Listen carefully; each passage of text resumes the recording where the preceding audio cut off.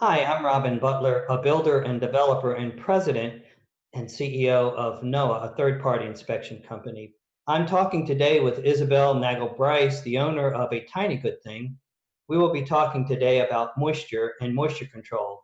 But before we get into that topic, Isabel, can you tell us a little bit about you and A Tiny Good Thing? I understand you have built a tiny home and you actually live in one. Yeah, absolutely. Thanks for having me. I ended up building a tiny house in Colorado.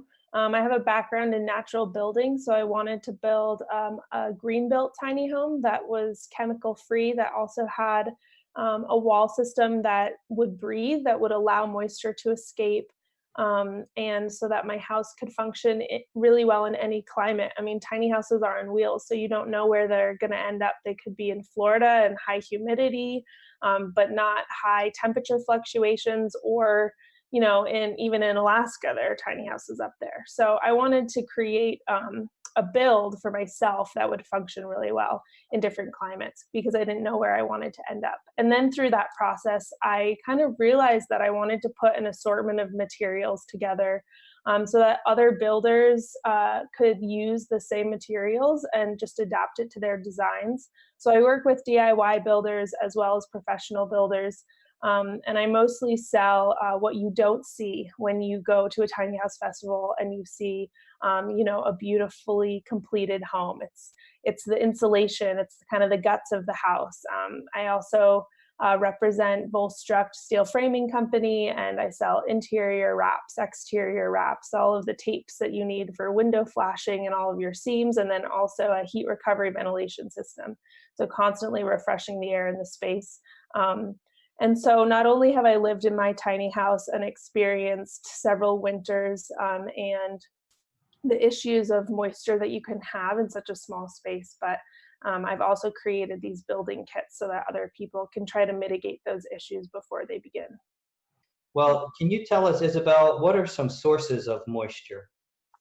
Yeah, so when you're in a space that's the size of a tiny house, or really an accessory dwelling unit or anything small, breathing is a huge source of moisture. People don't really realize it, but one average person in an average sized tiny house, so a tiny house that's about 22, 24 feet long, will use up that air in about 8 to 10 hours. So when you have more people living in that space, not only are you going to be recycling each other's exhale, but you're producing a large amount of moisture just by breathing.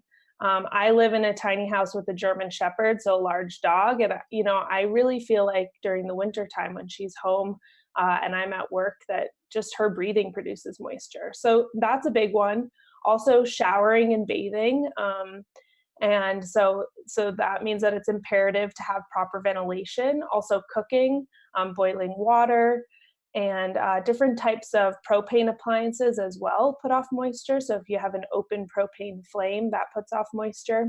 Um, and then there's a little bit more technical aspect with the build itself, where you can have thermal bridging, which is a temperature transfer through a wall system, or with tiny houses through the trailer, which is basically the foundation, the subfloor.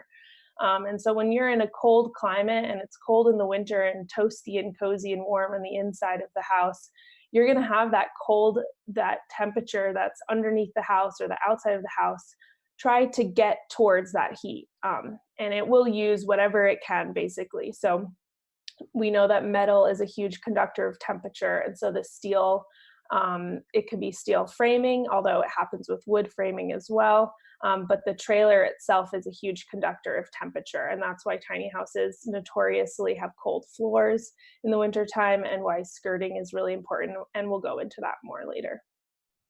So, Isabel, that is really interesting information about how we get moisture into our house. In order to make this a little bit shorter for our folks, we're going to break this into a part one and a part two. If you're interested in finding out some more information about A Tiny Good Thing, then click on the description below. Also, we're going to make the notes available to you, so they'll be in the description below. If you like what you're hearing, tell others about it, like and share it on your social media. This is Robin Butler of NOAA, promoting freedom to live where and how you want in a safe and secure home. Thank you.